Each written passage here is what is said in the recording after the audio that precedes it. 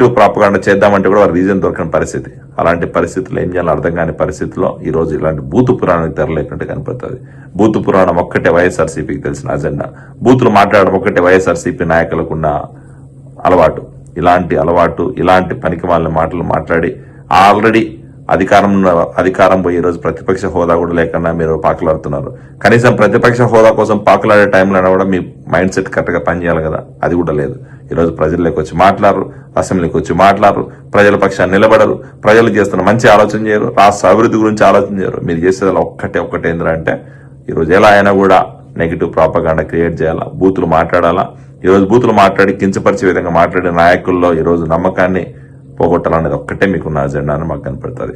ఈరోజు వైఎస్ఆర్సీపీ నాయకులే కాదు, వైఎస్ఆర్సీపీలో ఉన్న ఏ ఒక్కరికి కూడా రాష్ట్ర అభివృద్ధి పట్ల కానీ, ప్రజల పట్ల కానీ, లేదా రాష్ట్రంలో జరుగుతున్న అభివృద్ధి గురించి కానీ అవగాహన లేదని మాకు అర్థమైపోతుంది.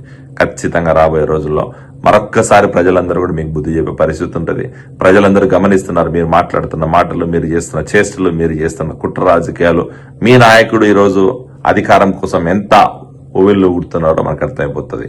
ఆక్రోశం ఉండొచ్చు, ఈరోజు కోపం ఉండొచ్చు, కానీ మాట్లాడే ముందు ఒక్క నిమిషం ఆలోచన చేసుకుంటూ ఇలాంటి మాటలు రావనేది మేము చెప్తున్నాం.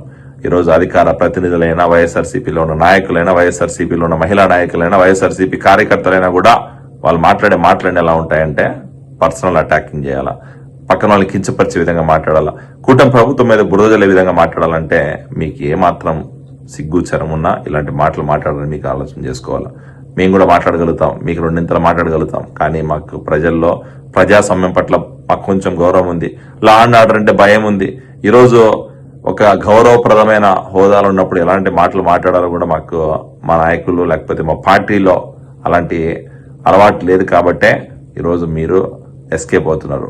దయచేసి ఇప్పటికైనా మారండి, ఇప్పటికైనా ప్రజల కోసం పనిచేయండి, లేకపోతే రాబోయే రోజుల్లో మీ పార్టీకి మీకు నామరూపాలు ఉండవని చెప్పి మరొకసారి చెప్తున్నాం. Thank you.